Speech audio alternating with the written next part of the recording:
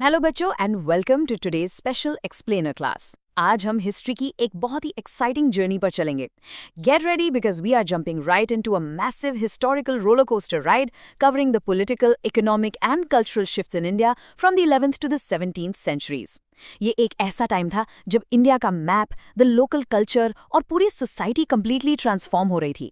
So sit up straight, grab your notebooks and let's explore this absolutely fascinating era together. आज के इस session में हम इन 5 exciting themes को कवर करेंगे। We'll start with दिल्ली सल्तनत की शुरुआत, move on to राजा, पैसा और taxes, then talk about the fierce defenders, understand आम जनता की जिंदगी, and finally look at art और कल्चर का संगम। Let's get started. Section 1 Delhi Sultanate की शुरुआत and the shifting map of India. हमारी कहानी शुरू होती है right around 1192। King Prithviraj Chauhan एक मेजर बैटल हार गए थे, जिससे नॉर्दर्न इंडिया के डोर्स फॉरेन फोर्सेस के लिए बेसिकली खुल गए। Now follow along on this timeline. In 1206 the Delhi सल्तनत वाज ऑफिशियली एस्टैब्लिश्ड। और बच्चों याद रखना, ये कोई एक सिंगल फैमिली नहीं थी। 5 अलग अलग dynasties, mostly of Turkic and Afghan origin, took control one after another. लेकिन things weren't easy for them. The Mewar kingdom re-established itself in 1326 और साउथ में 1336 में the mighty Vijayanagara Empire form हुआ. Then, boom, 1398 brings Timur's devastating attack on Delhi. It was literally a continuous cycle of rise and fall. And all these massive shifts totally reshaped northern India.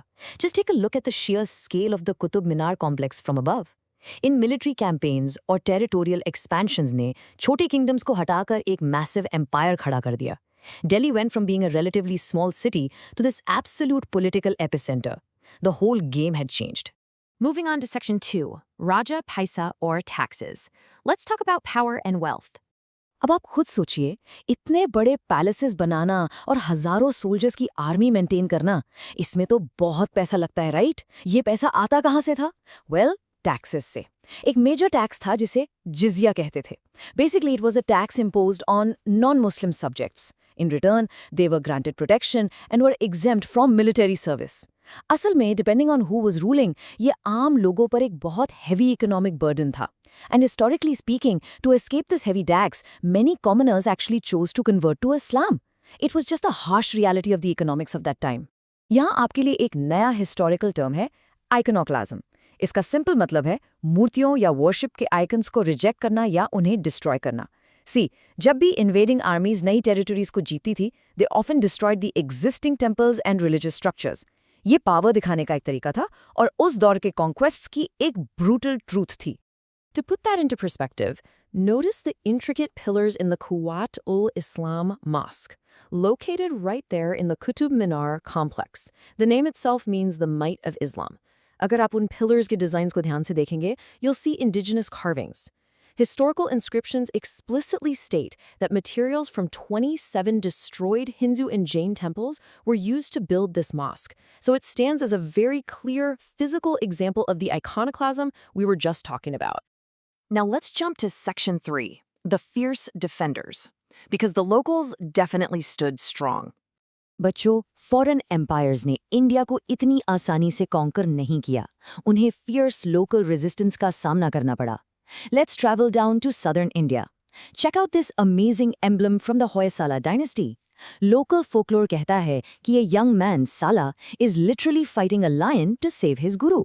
The guru yelled Hoysala, which means strike Sala, और वहीं से इस बहादुर kingdom का नाम पड़ा। They bravely fought off multiple attacks from the Delhi Sultanate and held their ground. और अब मिलिए एक absolute legend से। This is the statue of the valiant Rani Durgavati of the Gadha kingdom in central India. She wasn't just a queen, she was a brilliant military strategist. अपने kingdom और लोगों को protect करने के लिए उन्होंने 20,000 soldiers और 1,000 elephants की एक massive army command की। Just imagine the sheer power of 1,000 elephants. Her story is incredibly inspiring. Saal tha 1564. Rani Durgavati, at just 40 years old, faced a massive invasion from Emperor Akbar's general. Her army was heavily outnumbered, और weapons के मामले में भी they were outmatched. But did she back down? Absolutely not. She bravely led her troops onto the battlefield. And when she was severely wounded, she made the ultimate choice. She chose sacrifice over capture. आज भी उनकी bravery regional pride का एक बहुत बड़ा प्रतीक है. All right, moving to section 4. आम जनता की जिंदगी. What about the everyday people? While kings and queens were busy fighting these epic battles, ordinary लोगों की life कैसी थी? There was a massive contrast. एक तरफ court elites or sultans lived in pure luxury. Massive palaces, the finest food, glittering jewels, mostly funded by trade and plunder.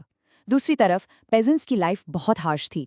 Taxes इतने high थे कि ordinary farmers अक्सर अपनी ज़मीन हार जाते थे और उन्हें bonded laborers यानी बंधुआ मजदूर बनने पर मजबूर होना पड़ता था.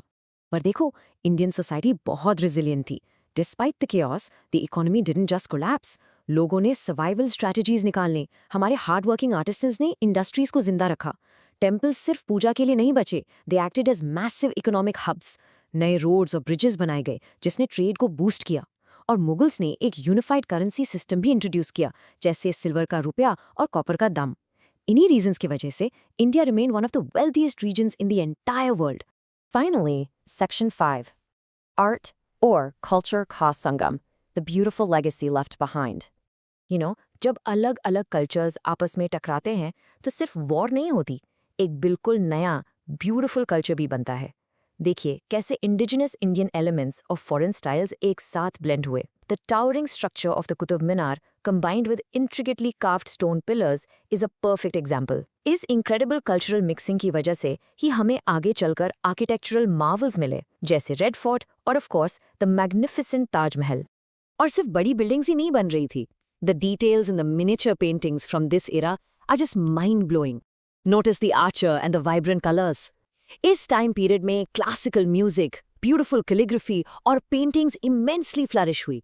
It really goes to show that even during harsh political times, humanity's creative spirit हमेशा रास्ता निकाल ही लेती है. Okay, class, as we wrap up today's explainer, let's quickly review our 4 key takeaways. First, continuous foreign invasions completely reshaped India's political map. Second, this era unfortunately did see religious intolerance and persecution. Third, despite really tough conditions for the common peasants, the broader economy and trade actually expanded. And fourth, the society showed incredible resilience, finding ways to blend cultures and create a beautiful, lasting legacy. So as we step off this historical roller coaster, मैं आपको एक interesting homework question के साथ छोड़ना चाहता हूँ. How does a society actually continue to create such beautiful art and grow its economy even when its political rulers are constantly fighting wars? Think deeply about that one. Thank you so much for joining today's class, बच्चों. Keep learning, stay curious, and class dismissed.